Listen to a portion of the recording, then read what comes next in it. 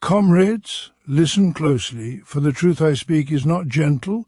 It is the hammer that shatters illusion. The world you inhabit is not neutral, not fair, not natural. It is a construct, a carefully designed web of lies spun by those who profit from your labor, your sweat, your time, and even your dreams. Every story you are told about merit, hard work, and upward mobility is a chain, forged to bind you to servitude, while the few bask in unearned wealth and power. Look around you. The rich flaunt their excess, while the many toil endlessly for scraps, believing that their suffering is just that their exploitation is deserved. This is the grand deception, that inequality is inevitable, that poverty is moral, that hierarchy is natural. No, my comrades, this is the ideology of oppression. It is the opiate of the masses, the smoke of illusion that clouds your mind while the engine of profit grinds on your life. The system thrives not merely because it coerces, but because it convinces. It convinces you to accept its rules, its false narratives, its sacred myths. Competition is freedom, it says. The market is fair. You are free to succeed if you try hard enough. These are lies dressed in the garments of morality and reason. Behind them lies a brutal truth. The few live on the labor of the many. Your work creates wealth you will never enjoy. Your toil builds monuments to power that will never serve you. But hear this, comrades, the system is fragile. Its foundation is belief, not justice, ideology, not necessity. When the working class, the oppressed, and the exploited stop believing the stories of inevitability, of natural order, of meritocracy, the walls of this house of cards crumble. When you recognize the truth of your collective strength, the lie of your powerlessness, the myth of the hierarchy, the system itself trembles. Workers of all lands, unite not in abstraction, but in concrete action. Organize where you live, where you labor, where you are oppressed. Share knowledge, awaken minds, dismantle the myths that divide you. For the bourgeoisie depends on division between workers and workers, men and women, people of different nations and tongues. Solidarity is their greatest fear, because unity is your weapon. The union of those who produce the wealth is the overthrow of those who hoard it. Consider the factories, the offices, the mines, the fields, the endless chains of labor under the guise of freedom to earn. Every hour spent in servitude is proof that the system's stories are lies. Every penny extracted from your labor, every illusion sold as opportunity, is a testament to the power of ideology, and yet you hold the key to its undoing. Recognize that your labor is not your own to give freely to the profiteer. It is a force that, when wielded collectively, can remake the world. Do not wait for reformers or legislators, for they are servants of the same narrative that oppresses you. Do not trust the promises of charity or concession, for they are crumbs from a table of plenty that belongs to another. The revolution is not a favor granted, it is a conquest claimed through consciousness, through solidarity, through struggle. The collapse begins in the mind. Refuse the story, refuse the lie, refuse the morality that sanctifies inequality. Speak the truth aloud, that wealth is stolen, that labor is exploited, that the system is built on deception. Let this awareness spread like fire through your communities, your workplaces, your unions, your neighborhoods. When the masses awaken, when belief in the system falters, when the illusion dies, the structures of oppression can no longer stand.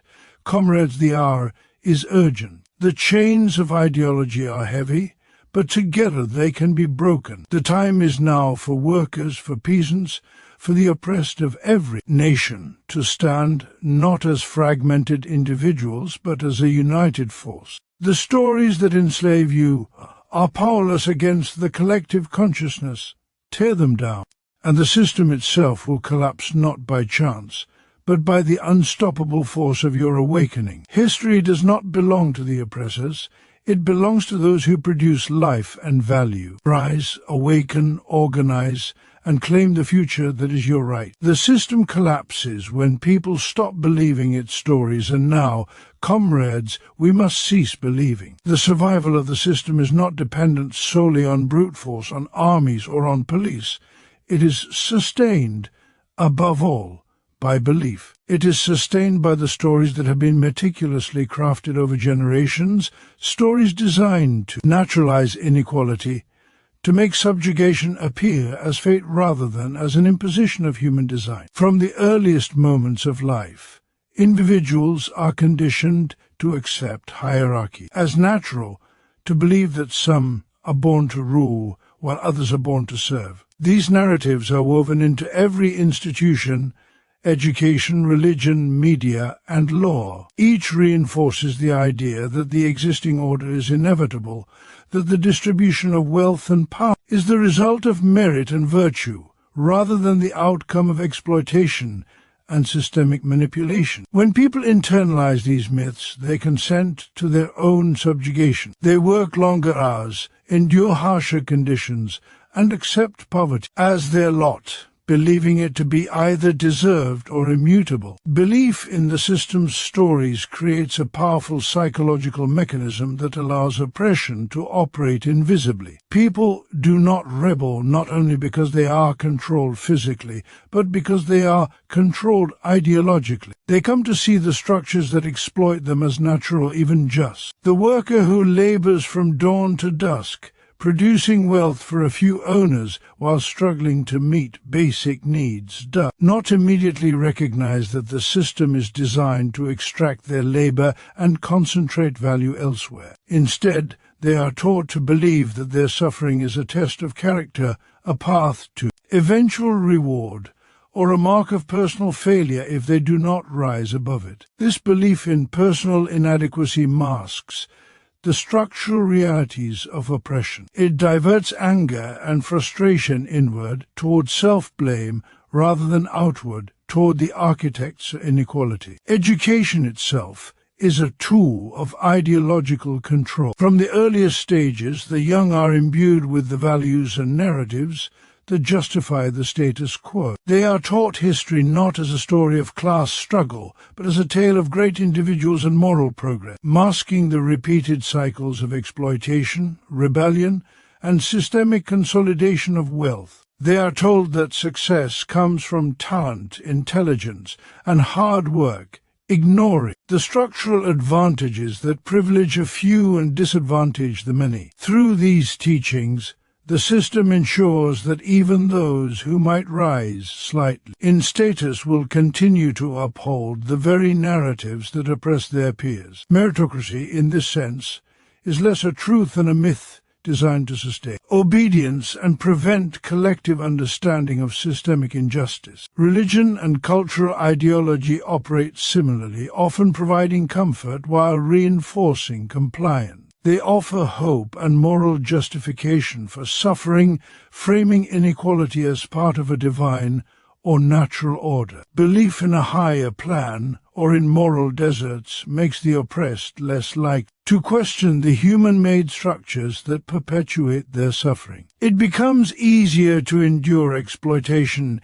if it is framed as part of a cosmic or moral balance rather than a deliberate construction that could, in theory, be dismantled by conscious human action. When belief in such ideologies is strong, revolt seems not only impossible but morally suspect. Media and communication channels further cement the system's narratives. They control what is seen, what is celebrated, and what is deemed newsworthy. They portray the accumulation of wealth by a few as admirable, individualistic, genius, while framing collective action and labor organization as dangerous, chaotic, or immoral. By shaping perception, the media ensures that even when systemic injustice is evident, it is interpreted through the lens provided by those in power, reinforcing the myth that the system is just, inevitable, and necessary. The stories propagated through media do not merely inform, they shape consciousness, producing consent without coercion,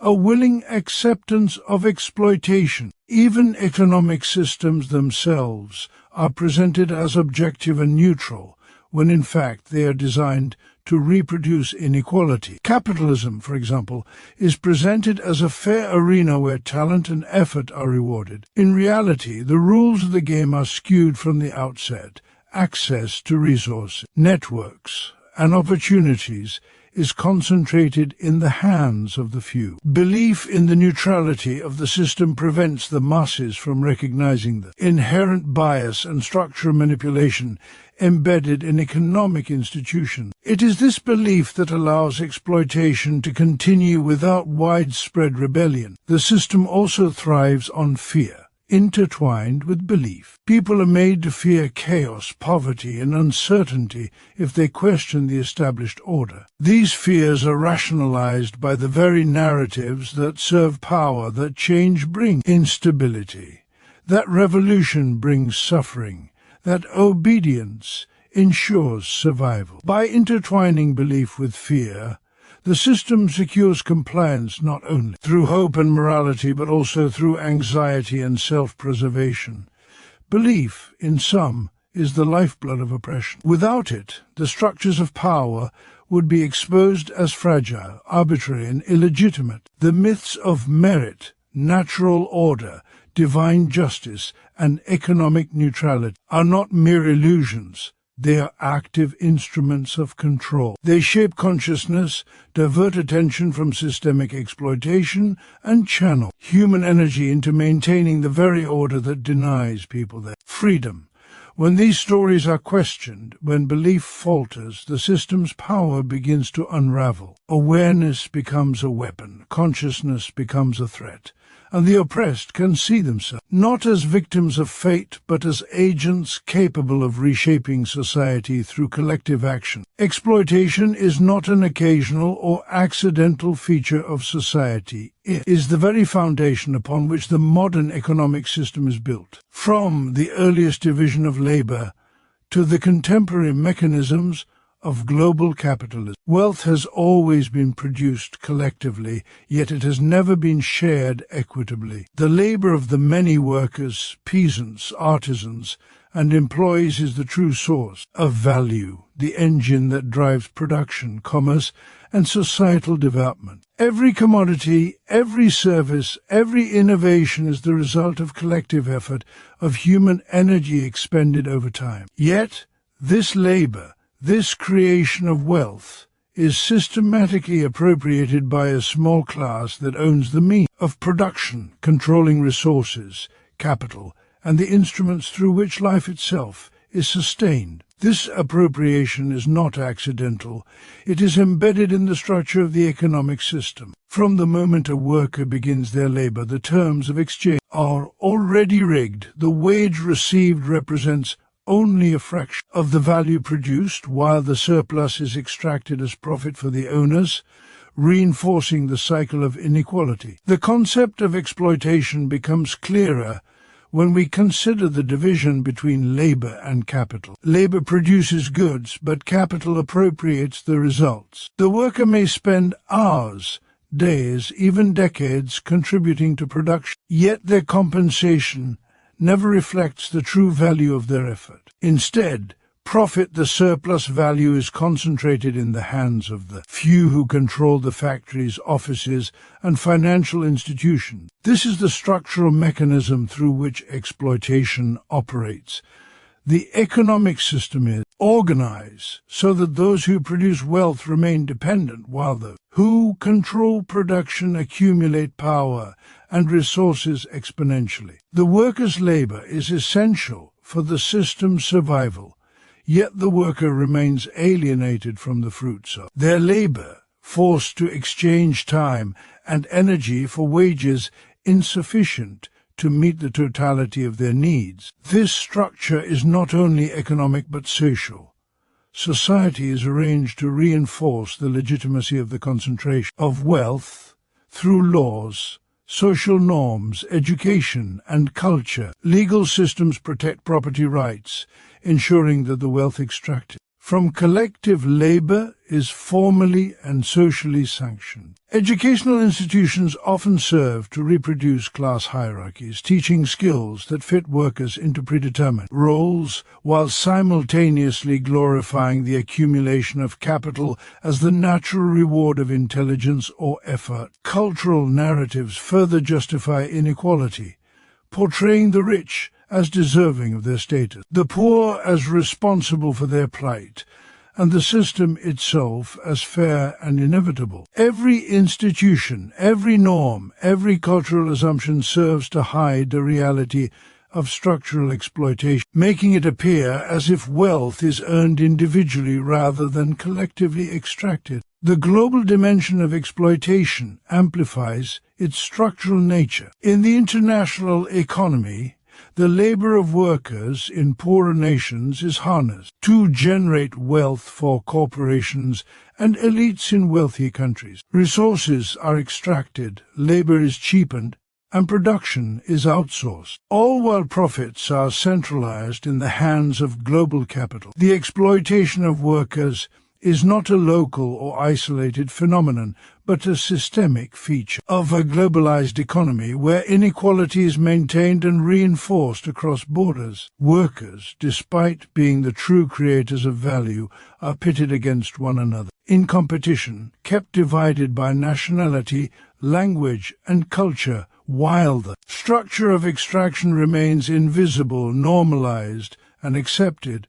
Exploitation is also deeply psychological. Workers internalize the idea that their limited compensation reflects their contribution, not the disproportionate extraction of value. The system instills a sense of personal responsibility for economic misfortune, making people believe that if they work harder, they will be rewarded, and if they struggle, it is due to personal failure rather than structural oppression. Ideology, therefore, works hand in hand with economic structure, ensuring that the exploitation of labor continues unchallenged. Workers comply, not always from force, but from belief, from a sense of inevitability, from a perception that the rules of the system are fair, when in fact they are deliberately skewed to enrich a minority at the expense of the majority. The structural nature of exploitation becomes evident when one observes the relationship between productivity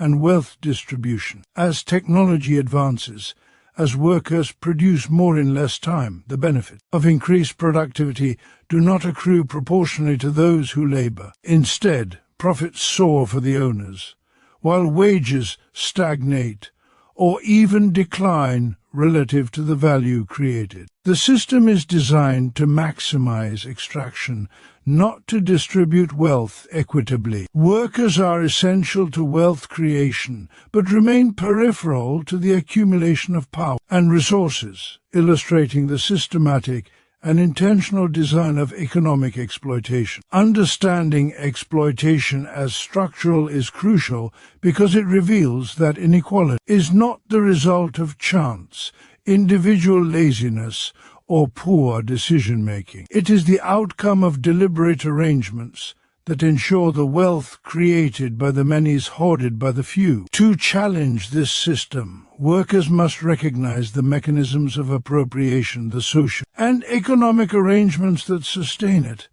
and the ways in which ideology masks the truth.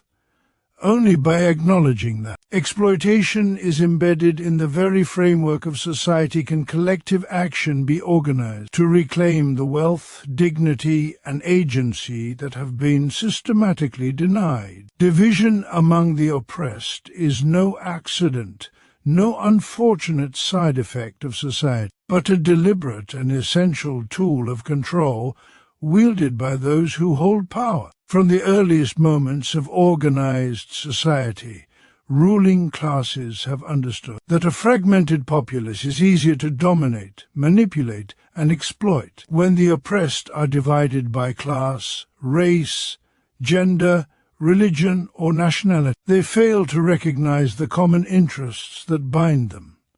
They become distracted by artificial conflicts, ideological rifts, and manufactured hierarchies, turning their energy inward toward suspicion, rivalry, and envy, rather than outward toward the structure and individuals who profit from their labor and subjugation. This division is reinforced at every level of society, in education, media, law, and politics, creating a false narrative that inequality is natural, merit-based, or deserved. When the oppressed accept these divisions as reality, they fail to organize, they fail to mobilize, and the system continues unchallenged, sustained by their compliance and distraction. The ruling class thrives on the illusion of competition among the oppressed. Workers are told that they must compete for jobs, wages, and recognition, even as the conditions of labor are structured to benefit the owners of capital. Women are pitted against men, marginalized groups against dominant groups, domestic labor against industrial labor, all under the guise of meritocracy or natural difference. These divisions create a hierarchy of struggle, where the oppressed measure themselves against one another rather than analyzing the systemic forces that shape their suffering. By encouraging conflict and suspicion, the ruling class ensures that potential alliances that could challenge their dominance are fractured before they can form. This is not merely a matter of ideology, it is a calculated strategy embedded in economic, political, and social structures designed to perpetuate control. Education and media play a central role in maintaining this division. Schools often teach history from the perspective of those in power, highlighting the achievement of elites while ignoring the collective labor and resistance of ordinary people. Textbooks, curricula, and educational policies are often framed to reinforce nationalistic, racial, or gendered hierarchies, shaping young minds to accept inequality as inevitable. Media narratives amplify these divisions by emphasizing conflict among groups, sensationalizing differences and portraying collective action as dangerous or irrational. The oppressed, consuming these messages daily, internalize a worldview that emphasizes individualism over solidarity, competition over cooperation, and suspicion over trust. In this way, the ideological reinforcement of division becomes as powerful as economic or political mechanisms of control. Religion and cultural norms are also exploited to fragment the oppressed. Religious institutions, moral codes, and social customs can emphasize obedience, hierarchy, and division, offering solace while discouraging collective resistance. People are taught to find meaning in suffering or to focus on spiritual reward rather than material justice, turning attention away from systemic exploitation. Cultural narratives glorify individual success while blaming victims for their oppression, portraying rebellion as morally suspect or socially dangerous. By embedding division into identity, belief, and tradition, the ruling class ensures that solidarity is not just difficult to achieve but often socially discouraged, delegitimized, or even punished. The threat of unity is precisely why division is so actively maintained. When the oppressed recognize their shared interests, when they acknowledge the common sources of their exploitation, they become a force that the system cannot contain. Workers who unite across industries, races, and regions gain the power to challenge ownership structures, to demand fair distribution of wealth, and to rewrite the rules of society. Marginalized communities that coordinate their struggle can confront systemic discrimination and inequality directly. The unity of the oppressed exposes the fragility of the structures that sustain wealth and power for the few, revealing that these structures depend on division for survival. Solidarity transforms vulnerability into strength, individual suffering into collective leverage, and passive awareness into active resistance. Labor movements, historical uprisings, and social revolutions provide clear evidence of this principle. Whenever workers, peasants, or marginalized groups have overcome imposed division, the ruling class has responded with fear, repression, and propaganda. Strikes, protests, and coordinated action historically terrify elites because they threaten not only economic profit but ideological control. The unity of the oppressed demonstrates that power is not inherent to the few but contingent upon the obedience and fragmentation of the many. This is why disunity is promoted with such vigor, why internalized competition is celebrated, and why narratives of inevitability and hierarchy are relentlessly propagated. Understanding the mechanisms of division is essential for liberation. It requires recognizing the ways in which identity, ideology, culture, and economic intersect to produce separations among those who share common interests. True revolutionary consciousness emerges when individuals see past these manufactured barriers, understand the systemic roots of oppression, and embrace solidarity as a political and moral necessity. Collective organization through unions, social movements, cooperatives, and grassroots networks becomes the vehicle through which unity can be transformed into power. When the oppressed act as a cohesive force, when they strategize and mobilize in recognition of shared objectives, the very structures designed to exploit and divide them are challenged, destabilized, and ultimately rendered unsustainable. Division among the oppressed is a tool, but awareness and solidarity are the antidotes. Recognizing shared interests, cultivating trust, and building alliances are acts of revolutionary defiance. The moment the oppressed understand that their power lies not in isolation but in unity, the system's authority begins to waver. The myths of competition and separation lose their potency, and the potential for systemic transformation becomes real and tangible. The power of the few is always dependent on the fragmentation of the many, and when that fragmentation dissolves, the foundations of domination are shaken to their core. Consciousness and awareness are the sparks that ignite the possibility of liberation, the first and indispensable steps toward dismantling the structures of oppression that have been built and maintained over centuries. Oppression does not thrive merely on the exertion of force.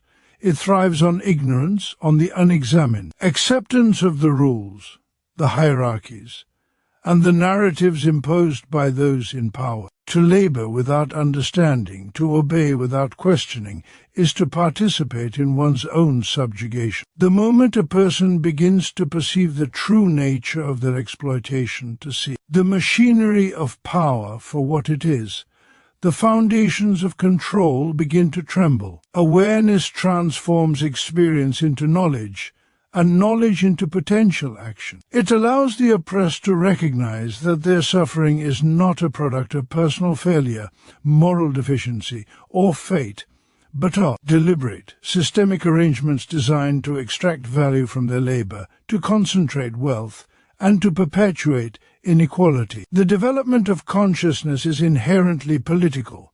It is the process through which individuals see beyond the surface appearances of social and economic life to the underlying structures that shape opportunity, privilege, and disadvantage. It is the awakening to the fact that wages, property, law, education, and culture are not neutral institutions but mechanisms that reflect and reinforce the interests of a ruling minority. Consciousness allows people to perceive that the conditions they endure, long hours, insufficient pay, lack of access to education or health care, and systemic discrimination are neither natural nor accidental but manufactured for the benefit of those who already command power. This recognition shifts the individual from passive acceptance to critical understanding, planting the seeds of resistance that are necessary for meaningful transformation. Collective action and solidarity are not merely strategies for resistance. They are the very foundation upon which any meaningful challenge to the system must be built. No individual, no matter how aware or courageous,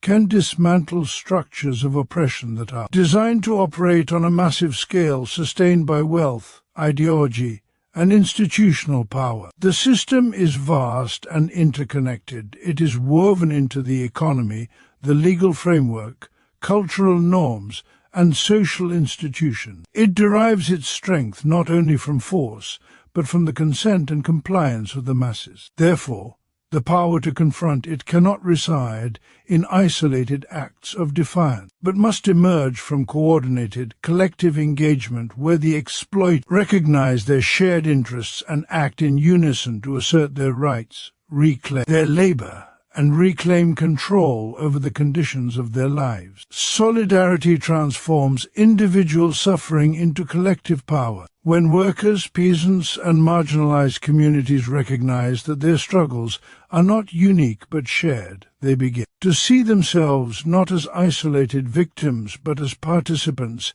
in a broader movement with the capacity to challenge systemic exploitation.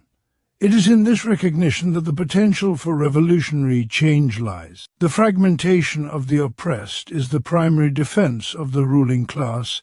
It ensures that individual grievances are absorbed, redirected, or suppressed without threatening the overarching structure of power. But when solidarity emerges, when people organize across industries, communities, regions, and identities, it becomes a force that the system cannot ignore or contain. Collective organization magnifies individual agency into a powerful force for structural transformation. The history of labor movements, social revolutions, and mass uprisings demonstrate that systemic change is possible when solidarity is embraced. Strikes, protests, boycotts, and cooperative movements succeed not because of individual heroism, but because of coordinated effort, because large numbers of people act together toward a common objective. The concentration of human energy in organized struggle creates leverage against entrenched power. Employers, governments, and elites can withstand isolated dissent, but they cannot resist the united voice and action of those who produce the wealth and sustain society. The solidarity of the oppressed disrupts production, challenges economic interests, exposes inequality, and forces concessions that would be impossible in the absence of coordinated action. Solidarity also extends beyond the economic sphere into political, cultural, and social dimensions. Communities that organize collectively are able to resist not only material exploitation, but ideological domination. They create spaces for shared knowledge, critical education, and mutual support that weaken the narratives imposed by those in power. When the oppressed communicate, strategize, and mobilize together, they develop not only practical mechanisms for resistance, but also the consciousness necessary to sustain long-term transformation. The social bonds forged through collective action strengthen, resolve, cultivate trust, and counteract the isolation and fear that the system relies upon to maintain compliance. Moreover, solidarity across divisions of race, gender, nationality, and ethnicity is essential, because the ruling class often exploits these divisions to weaken collective struggle by fostering competition, suspicion, or animosity among the oppressed elite. Ensure that potential coalitions never reach their full strength. Breaking through these divisions and forging inclusive solidarity allows the oppressed to harness their full power, to present a unified front capable of confronting systemic oppression on multiple fronts simultaneously. Cross-community alliances challenge not only the economic structures of exploitation, but also the social and ideological frameworks that perpetuate inequality. Collective action requires organization, discipline, and strategic thinking. It is not enough to simply recognize common interests. These interests must be translated into coordinated campaigns, networks, and institutions capable of sustaining pressure against the system. Unions, cooperatives, grassroots movements, and political organizations serve as vehicles for this transformation, channeling individual energy into concerted effort. These structures allow for communication, planning, resource pooling, and tactical execution, ensuring that solidarity is not merely symbolic, but operational, capable of producing tangible outcomes that challenge entrenched power and redistribute control over resources. The ethical dimension of solidarity is also significant. It requires empathy, commitment, and recognition of mutual responsibility. Solidarity is not opportunistic, it is principled, based on the understanding that the liberation of one group is inseparable from the liberation of all. It fosters a culture of collective care, mutual support, and shared struggle, strengthening both the moral and practical foundations of revolutionary action.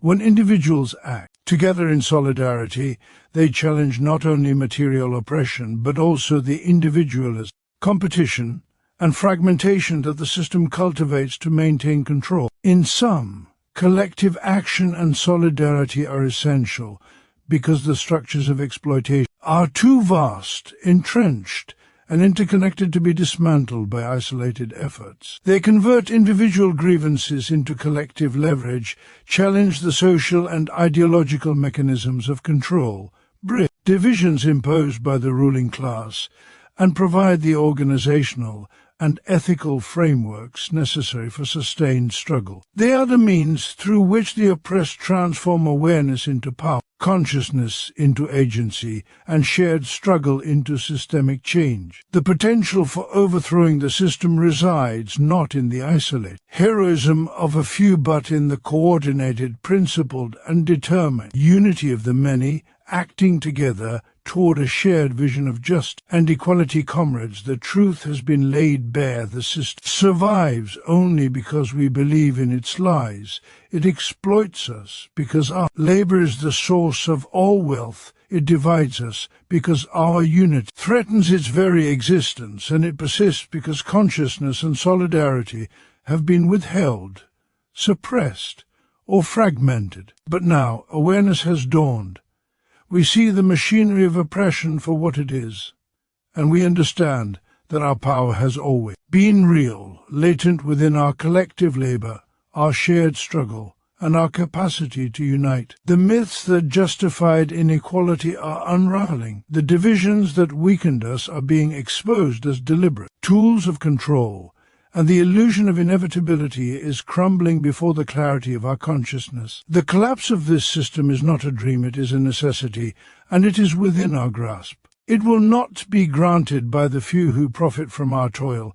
It will be claimed by the many who produce, who labor, who resist. It will emerge through our collective action, our solidarity, our refusal to accept exploitation as fate, and our unwavering commitment to justice. Every hour we spend organizing, educating, and uniting chips away at the foundation of oppression. Every act of solidarity, every awakening of consciousness, every challenge to the myths we have been taught becomes a strike against the system's power. Let this be our charge, to cease believing the lies, to recognize our shared strength, and to act together as a force that cannot be ignored. Let us bind our destinies not to the illusions of merit or hierarchy, but to the reality of collective power, the inexhaustible force of labor united, of minds awakened, of communities standing together. History belongs not to the few who hoard wealth and wield ideology, but